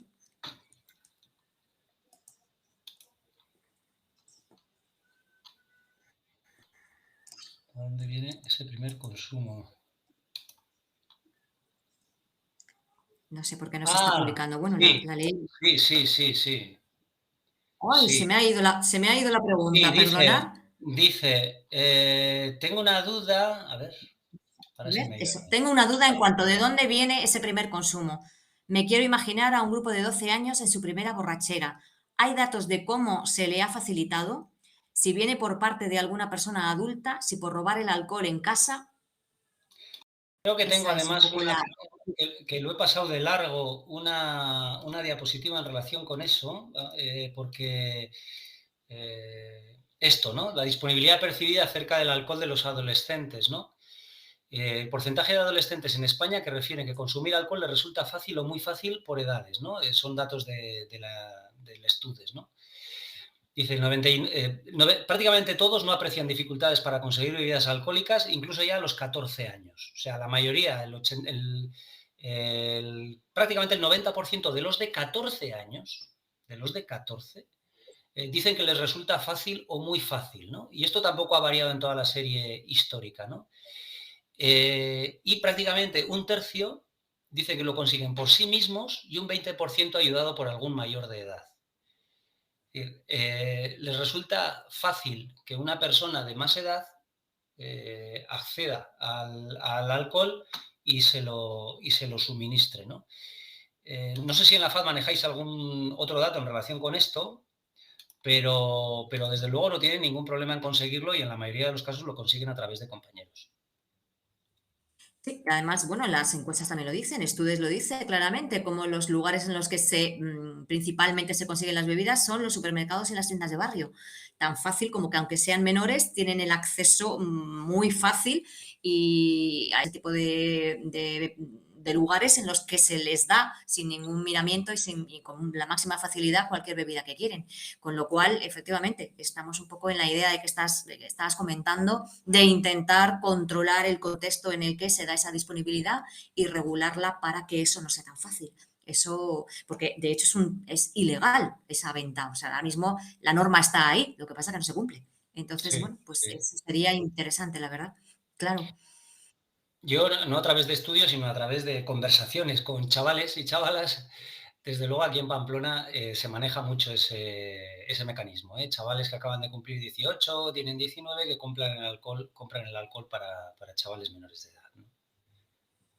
Aparte de la necesidad también que hay de establecer un control mayor respecto a la venta en ciertos lugares, en ciertas tiendas o en ciertos bares de alcohol a menores, que eso es algo que, bueno, pues hay que seguir subrayando la idea de que se investigue y que se persiga, claro. Muchas gracias por la respuesta, nos dice David. Gracias, David. Pues bueno, A si ti. no tenéis ninguna otra pregunta, pues damos las gracias a Gorka por toda esta revisión y por bueno, responder lo que has podido a las preguntas que hemos tenido. Y yo creo que sí que ha dado algunas pautas para la intervención desde cada una de las realidades. Ha hablado de muchos factores de riesgo, de factores de protección que son importantes para tener claves, para tener pautas sobre dónde de alguna manera incidir más con nuestra intervención. Creo que ha sido muy, muy claro en eso y no solamente a nivel de los posibles mediadores y su labor, sino también a nivel contextual, como estaba diciendo claramente. Entonces, bueno, ahí tenemos posibilidades grandes. Os animamos a todos pues a llevar en la medida de lo posible la prevención a vuestras acciones, a vuestras realidades. Y, por supuesto, seguimos con el curso. Os animamos también a hacer las pruebas de evaluación. Está ya el tercer módulo ya abierto, los contenidos ya los tenéis disponibles, el foro y el test. Con lo cual, seguimos adelante y cualquier cosa, ya sabéis que Gorka sigue en la tutoría del curso, podéis comentar cualquier cosa a través del correo y, por supuesto, por mi parte, también lo que queráis, también lo leemos nosotros. Así que si queréis alguna cuestión, también lo podemos ver por través de ahí. Así que gracias a todos por haber participado. Alicia también, no sé si quieres también añadir algo. Por supuesto, queremos agradecer a la Escuela Pública de Animación de la Comunidad de Madrid la facilidad para hacer esta intervención, el que nos haya apoyado financieramente para hacerlo. Y bueno, ahí estamos agradeciendo, por supuesto, todo esto. Así que si no queréis comentar nadie nada más, pues damos por finalizada la sesión y Gorka, nuevamente, gracias por todo. Nada, gracias y un saludo para todas. Nos seguimos leyendo. Chao.